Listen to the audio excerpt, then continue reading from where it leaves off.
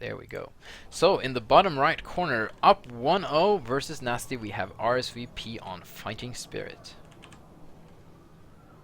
His opponent, spawning in the top left-hand position, started out well in the previous game but could not carry that to his victory in the first game. He needs to win this one to drag the series into the third game. His name is NasD. Indeed, he does, and you are much better at introducing players than I am. I'm not used to doing that. I have cast a lot of games, but introducing players is not my strong suit, so I'm glad you're here with me. They're starting. I had to practice a lot, so. That's true. For those of you who don't know, Supernova Maniac did cast Pro League for StarCraft 2 for a while. Did you do any Brood War casts as well? For fun.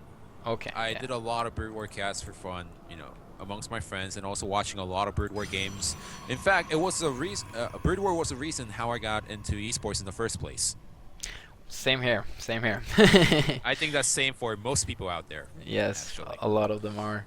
And it's going to be very interesting. We have the Starbow ladder up now, like I said. It's not active on the Korean server at the moment, but we are working towards that, and hopefully we will get that up maybe within a couple of weeks. And it will be very interesting to see how Koreans will receive Starbow. So we're very excited about that. If you want to ladder Starbow, you go to starbowmod.com. And you register a profile there and read the instructions, and you should be just fine. It's been a little bit buggy in the beginning, but now it's getting a little bit better, but it's still in alpha stages, so there may be bugs. Hopefully you can get it to work nice and smoothly. And if it doesn't work, just message the developers and they'll fix it right away. Boom, Yes, there we go. we will. We'll try to do our very best. We are on cross position on Fighting Spirit, which I guess is good for Protoss. What do you say? Yes, it's definitely comfortable for Protoss. In fact, any position where the Terran doesn't spawn close to the third base is comfortable for Protoss players because they can take the third base relatively easily compared to the other maps out there. It's high ground. You can just wall off that area with 3 or 4 pylons, not to show how many in Starbow. And that's a really easy third for you. And especially since it's cross-spawn, it's going to be hard for NasD to actually harass the 6 o'clock position. That is true. So this base for Protoss will be very easy to hold, and we have the cleaning bot there, making sure that the area stays nice and shiny for the Protoss buildings to be there as well.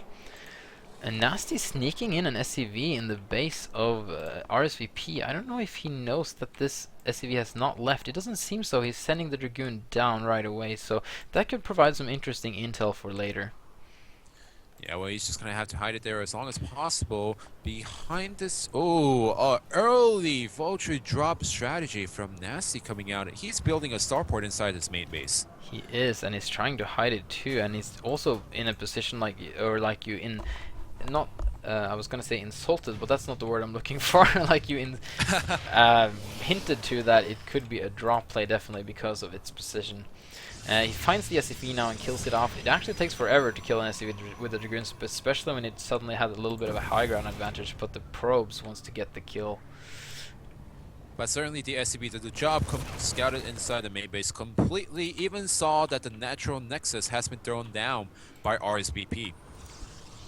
He has every single information that he wants to right now, but he doesn't know that there's a Stargate inside the main base. And actually, I'm gonna have to arrest you. This is not a vulture drop. This is an early Banshee. And Banshees in Starbow are a little bit different from StarCraft 2. Banshees, of course, not a unit in Brood War at all. The Banshees are not as... They don't deal as much damage, but to compensate for that, they're a lot faster. So they feel a little bit more like a Wraith, even though they're slower than the Wraith was. And they also have a very different cloak ability, which they start with. So they already have cloak, but they only cloak for 4 or 5 seconds at a time, and then they have a 20-second cooldown, or something like that. It's along those numbers. So you can use that cloak to save the Banshee from a tough spot, or get a few extra hits off. So let's see, it cloaks for 6 seconds and the cooldown is 18, so it's even better than I thought. Alright, just my fault on that. Back in Brood War, when I just saw the starport, it's just like, oh my god, there's a drop. I need to go back to my main base right away. And rsvp instead, he's going to open up with the Sentinel. Unlike what some people are saying in the chat, and I really like your idea, he needs to go for the Stobe. He really needs to, but he's gonna open up Sentinel this time. The Sentinel can detect, though, with its glare ability, the Banshee, so even if he doesn't have an observer, he can still use the Sentinel for that. And they're kind of doing the same thing to each other. Fast Banshee versus fast Sentinel, both trying to harass early with air units, and at the same time, NasD is pulling out with a group of units. He's going to try and end this game early, or at least get an early advantage in this game, not building a command center behind this.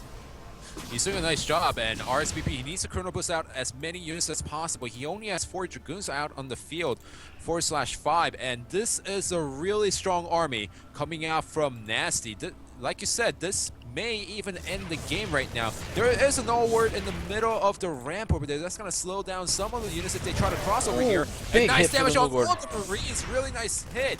But is that going to be enough? Remember, that's 2 siege tanks, and that's really strong early in the game. So, whoa, rsvp, there's a scout coming out. Yeah. Sorry, I'm just so, and a Viking. This game is turning out to be crazy, but there is very little anti-air. He might kill one of the Sentinels. Nice micro there. They're so fast, so easy to micro. But rsvp may be able to hold this just because he has air superiority. Well, rsvp just needs to get the Viking over here as soon as possible, snipe the scout, and then NasD, he needs to get the Viking over here and take out the Sentinel spot. First of all, he needs to take out the scout because scouts are great against a ground army. NasD, he does not have a command center behind this. If he wants this attack to work, he needs to take out the Nexus spot. The second siege tank is gonna get sniped by a Sentinel, and the third one also getting attacked. No anti-air whatsoever. He's just going to lose the siege tank and possibly the game now. He is going for a command center now, but he is really far behind in the game. And this Viking not paying attention, he's just getting scratched in the back. Viking doesn't stand a chance versus the Scout. The Viking is AoE in Starbow, and the Scout is to hit single targets, and guess there's only one Viking and one Scout. So the Viking needs to skedaddle out of there, and like you said, rsvp holding his ground. Now NasD is trying to expand behind this, but if rsvp just makes some units and push, that might be difficult for NasD to hold. Or he might just, you know, want to keep his economic lead here. Even though they have about the same number of workers, you can look at the income tab that rsvp has a higher income, but you also can look at the income tab to show what I'm trying to say about... ooh, sorry, hang on for a second, a lot of... Nice micro from NasD, actually. Yes, it was. 2 Vikings tonight trying to take down 1 Scout. Even that is going to be difficult. The Scout is very strong to kill the Vikings, and making that Scout has proven very useful for rsvp. Now I think he may go down. He needs to repair this Viking, actually. Yeah, well, that's pretty much a middle finger to all those people back in Brood who were saying Scout sucks. Yes, no, they do not suck that much anymore, but we have actually brought Scout back to almost Brood War stats with the latest patch, just because we've been scratching our heads around what to do with the Scout. It does have the ability. It has a face missile. Yes, it still does that, which is kind of like a feedback with AoE. So it's very, very good versus science vessels. It kills them fast, and it has an ability to kill them even faster. And what I was showing in the income tab earlier is that even if you only have 1 base, you're still not that far behind versus a 2 base player, as some people would think. Only having 200 more minerals per minute and not twice as much. So, but I'll make a more detailed explanation of that later. I'm not going to get too technical here. We have a lot of Sentinels and Dragoons coming. He could try and trickle these Marines down. The Marines don't do that well versus Sentinels, especially when they're spaced out like they are right now. And Null Wards going down. Gonna try. You can actually try and manually detonate the Null Wards. A little bit difficult. It's just gonna hit the siege tanks, not do too much damage to siege tanks. Yeah, but rsvp is doing a nice job behind this because he's keeping a constant pressure. This is just like game number 1. His opponent NasD cannot easily move out on the map, especially with the number of Marines and siege tanks that he is making right now. A combination of bio and mech. Behind this, rsvp is taking a 6 o'clock position. Usually in this part of the game, the vultures will be moving freely around the map, put down spider mines everywhere, and just try to deny the third as much as possible. But NasD cannot actually do that right now because he is behind in economy. He doesn't have enough units to push out.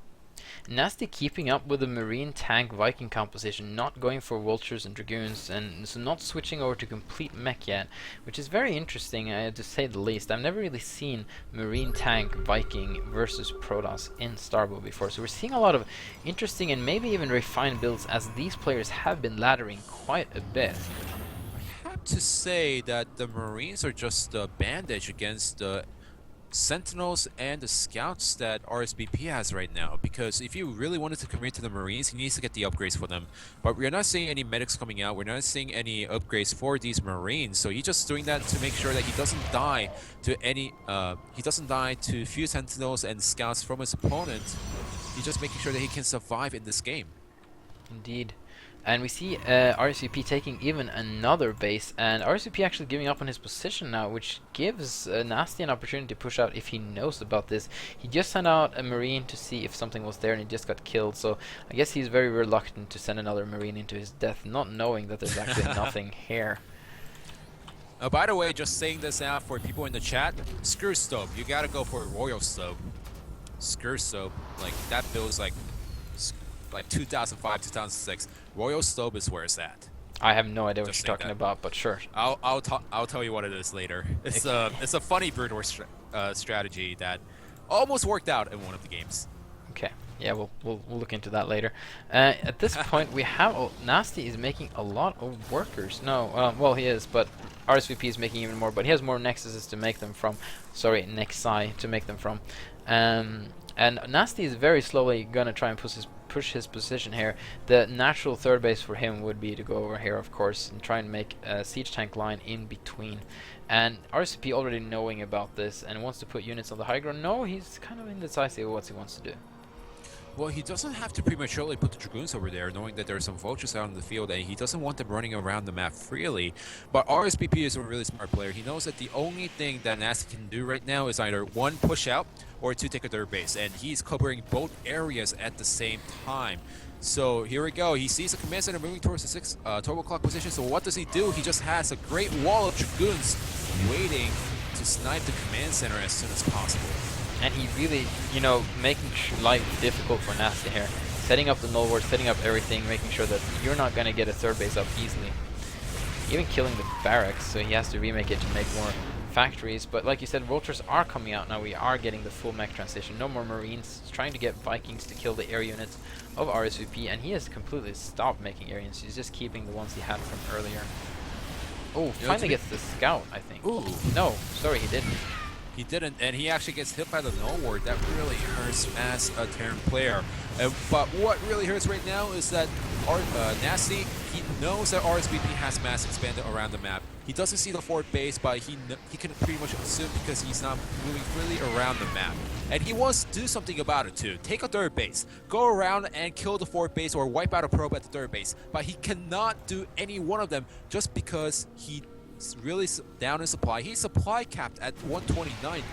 So if he pushes out, he's gonna die. He can't go for the harassments. He can't even take the 12 o'clock position. He's just suffocating inside his main base. And NasD is looking to take even another base, just really capitalizing on this position. And it's, like you said, very difficult for NasD to do anything. He's going to try and sneak out some vultures now, and he's actually going to get them out, but not unnoticed. But that's a lot of vultures, and it might be difficult to deal with. And here's the problem. Once the vultures are out, rsvp is saying, you know what, I could go and defend against the vultures freely, while with the rest of my army, I could just go inside the main base and finish my opponent. And he already has nice cannon coverage, so NasD, he knows he's out of the game. He GG's out, and rsvp advances to the finals.